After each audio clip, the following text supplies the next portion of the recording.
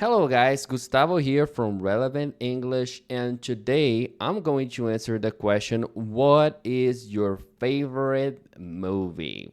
So if you want to learn about how to answer this question, how to talk about your favorite movie, favorite food, favorite drink, favorite whatever, stay tuned with this video. Watch it until the end, all right?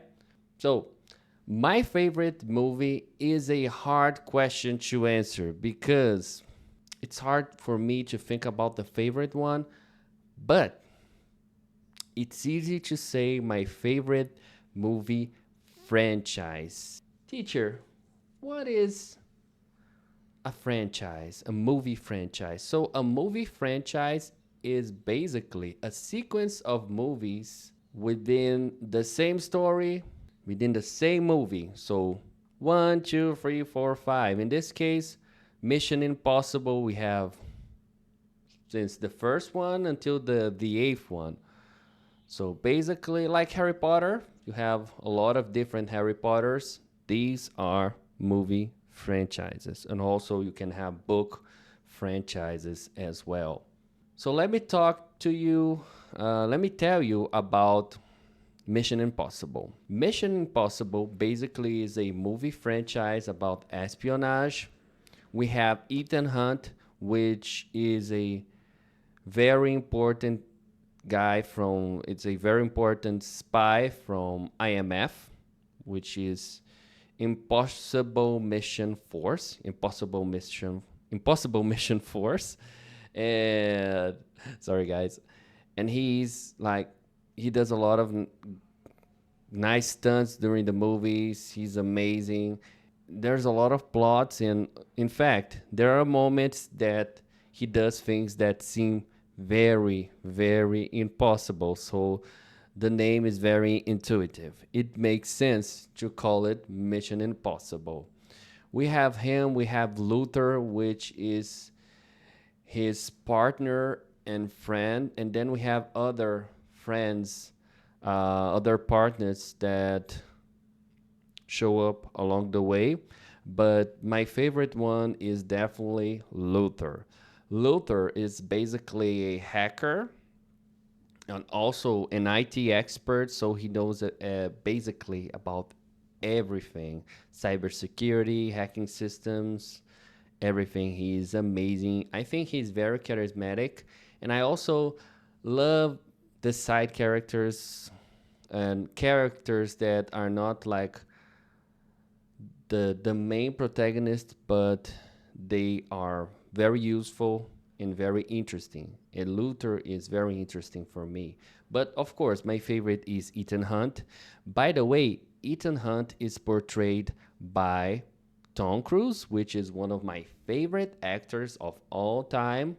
Well, you may digress. You may say, no, he's not a good actor.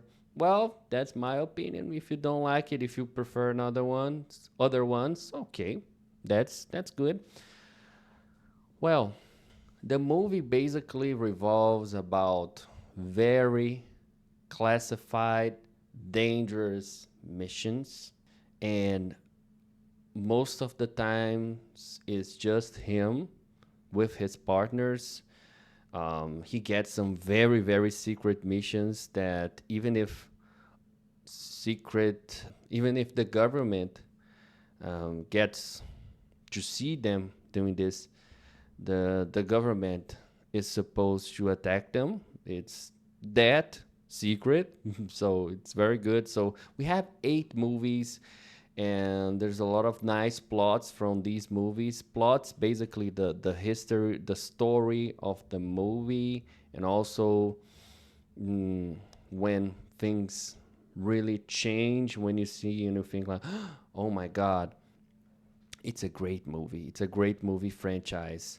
And then along the years, we had Mission Impossible 1, 2, 3, 4, 5, 6, 7, and 8. The eighth one, I watched it this year, 2025. It was great, but I've got to be honest, it's not my favorite one. My favorite one, if I'm not mistaken, is Mission Impossible Fallout. which is the one with Henry Cavill, if I'm not mistaken. That would be the sixth. Okay, sixth. Mission Impossible, my favorite one. One thing that I really like about Mission Impossible that most of the dangerous scenes are done by Tom Cruise himself. Many of the actors they use stuntmen, or in case of actresses, they use stunt women. And that's okay. Of course, all these dangerous scenes, the directors and like all people involved in the movies, they have to do it in a way that is going to be safe for the stuntman, for the stunt women, of course, but it is still something dangerous. And Tom Cruise, he does them himself. Maybe there is one or another movie that he uses stunts, okay, but many or most of the movies from the Mission Impossible franchise, he doesn't use them.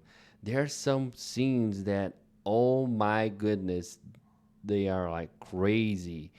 He's in a cargo plane and the window, not the window, the main door or main gate is opened. And this was real. Of course, not like in high altitudes, but still very dangerous. And also, in the last movie or on the seventh movie, he does a very nice stunt with a motorbike, a motorcycle, a cross motorcycle, which is amazing. He runs through a ramp and jumps from a mountain, and then he uses a parachute. You know, the parachute when you fall in the middle of the air in high altitudes, you need the parachute so that you can land on on the floor without, yeah, without passing away. I also, well, I love all the action scenes. They're amazing. I've got to be honest. Maybe just because I'm a big fan, I can't say, oh, that scene was horrible. That scene was awful.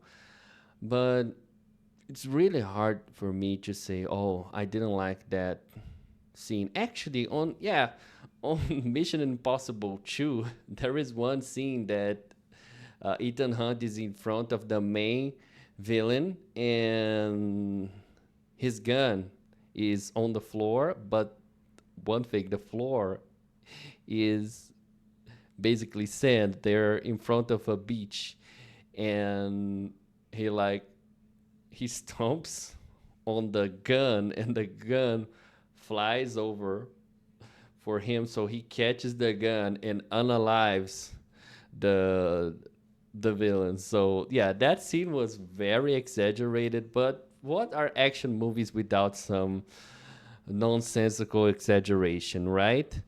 And I really enjoyed all the movies, but I've got to say, I didn't like much the last one. It had great scenes. I can't say it's one I can't say it's the worst, but I kind of didn't like so much the main antagonist, and actually he unalived my two favorite characters besides Ethan Hunt, which is Luther and um, Ilsa Faust, which is portrayed by Rebecca Ferguson. And Luther is portrayed by Ving Rhames, if I'm not mistaken. So on the seventh movie, she gets unalived. And on the eighth movie, the very heroical sacrifice, Luther passes away just to save a lot of people that are in the building, not in the building, in the neighborhood around because of an explosion. So I really love Mission Impossible. I truly recommend you to watch all Mission Impossible movies. They are all great, especially the fifth and the sixth ones. They are my favorite. The villain is just amazing because I believe that you need a good villain for a good movie. So if a bad villain, the movie is not really nice. You have to have a great villain, a guy that really makes you thinking like, oh, somebody is going to be unalived. So that's it, guys. So if you really like that content, please don't forget to give a thumbs up, to comment. Thanks a lot for coming. So, as you know, if you want to make your English relevant, come here with Relevant English. See ya.